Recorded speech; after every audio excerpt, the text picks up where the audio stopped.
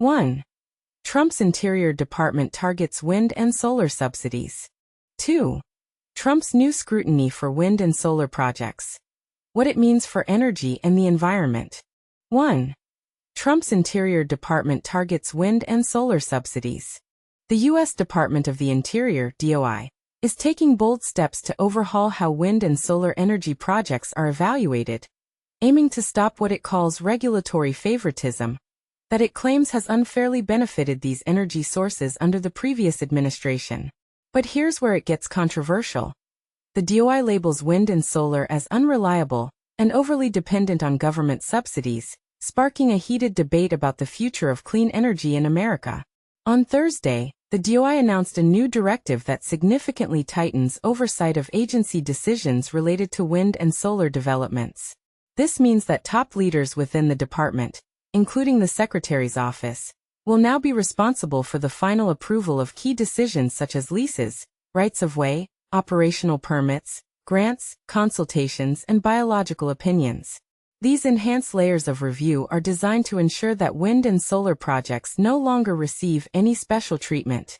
Adam Seuss, the acting Assistant Secretary for Lands and Minerals Management, framed these measures as a fulfillment of President Trump's pledge to confront what the administration calls the Green New Scam, and to safeguard American taxpayers from footing the bill for what it views as costly, less dependable energy options. Seuss stressed that true American energy leadership depends on reliable baseload energy produced domestically, not on projects that rely heavily on taxpayer subsidies and, in many cases, foreign manufactured equipment. This move seeks to balance the energy playing field by giving greater consideration to traditional power sources like coal and natural gas, which proponents argue provide consistent and dependable electricity. A DOI insider revealed that the agency is particularly concerned about the Biden administration's approach, which they say has favored wind and solar permits, sometimes at the expense of other energy sectors. According to the DOI press release, removing these artificial advantages means promoting energy resources that are dispatchable, meaning they can be turned on or off to meet demand, and ensuring they remain cost-effective and secure. The department emphasized that this approach upholds common-sense permitting standards critical for safeguarding national security, maintaining grid stability, and boosting American job opportunities. To paint a clearer picture, imagine the impact on your local electric grid when energy sources fluctuate unpredictably. Unlike wind and solar power, which depend on weather conditions, coal and natural gas plants can reliably produce steady electricity regardless of environmental factors, something the DOI argues is essential for a stable energy future. This directive aligns with President Trump's recent executive order titled, Ending Market-Distorting Subsidies for Unreliable, Foreign-Controlled Energy Sources, as well as other presidential policies and provisions outlined in the newly enacted One Big Beautiful Bill Act. One key element of this legislation calls on the Interior Department to eliminate discounted fees applicable to current and future wind and solar projects. This step is intended to end years of federal subsidies that the department claims have artificially propped up renewable energy developments, not viable on their own economic merits. President Trump himself has been vocal, warning that for too long, federal funds have inflated the cost of wind and solar projects, displacing more affordable and dependable domestic energy. He further argues that this subsidy framework not only threatens the reliability of America's electric grid, but also harms the nation's natural landscapes. And here's the part most people miss. Beyond economics and aesthetics, Trump's order highlights national security risks tied to reliance on so-called green subsidies. Specifically, it points out that the supply chains for much renewable energy equipment are controlled by foreign adversaries, which could weaken the U.S.'s strategic independence. By ending these large-scale taxpayer handouts, the Trump administration claims it will strengthen American energy dominance, fortify national security, stimulate economic growth, and improve the country's financial standing. This raises a compelling question for readers and industry experts.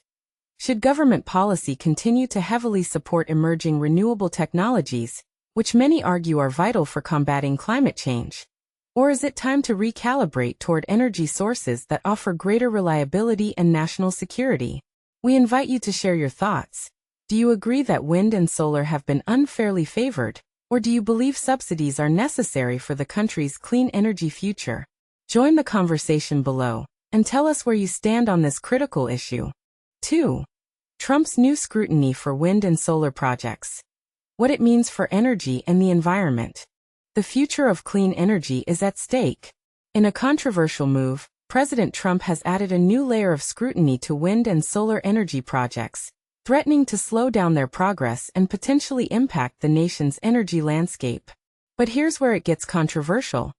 Trump's executive order aims to end any preferential treatment for renewable energy, a decision that has sparked debate and concern among environmental advocates. The Interior Department's new requirement will add additional reviews and approvals, creating a potential bottleneck for projects aiming to qualify for tax credits. These credits, which have been reduced by Trump's One Big Beautiful Bill, are crucial for the development of renewable energy infrastructure. The impact on renewable energy projects. Wind and solar projects now face a race against time to begin construction by July next year. The additional layers of review could delay the process, making it challenging for these projects to meet the deadline and access the remaining tax credits. And this is the part most people miss. The department's policies primarily affect projects on federal lands and waters, which means private property developments might not be impacted as severely. Exemptions and environmental concerns. On the same day, Trump issued proclamations exempting several coal plants from stricter emissions rules. This move has raised concerns about the potential increase in toxic emissions, especially for communities living downwind of these plants. John Walk, a senior attorney from the Natural Resources Defense Council, argues that Trump's directives violate the law, essentially giving polluters a free pass. The loophole crackdown. Trump's executive order targets a loophole that allowed renewable projects to qualify for tax credits if they broke ground within a year. This was a compromise to gain support from moderate Republicans, but Trump's administration aims to close this gap. The Interior Department's statement confirms their response to the executive order, with a promise of elevated review for all decisions and actions related to wind and solar energy facilities. The red tape and its impact. Jason Grummett, CEO of the American Clean Power Association, describes the new measures as obstruction rather than oversight. He believes that the Secretary of the Interior's personal review of thousands of documents and permit applications will unnecessarily harm the fastest-growing sources of electric power. The political angle. Republican deficit hawks agreed to support the One Big Beautiful Bill after assurances from the White House regarding stricter enforcement of rules for qualifying for credits. This could potentially reduce the number of projects receiving subsidies, saving the government hundreds of millions in tax breaks. The Interior Department justifies these measures as a way to level the playing field for coal and gas, claiming it will help ensure grid stability. Renewable energy advocates speak out. Renewable energy advocates argue that these measures threaten American electricity production, especially with the rising demand from artificial intelligence and data centers. Stephanie Bosch, a senior vice president at the Solar Energy Industries Association, believes that adding more bureaucracy is the wrong approach at a time when energy demand is soaring. The debate continues. As Trump's administration takes these steps, the debate over the future of clean energy and the role of the government in its development intensifies. What are your thoughts on this controversial move? Do you think it's a necessary step to ensure energy stability, or does it hinder progress towards a sustainable future? Feel free to share your opinions in the comments.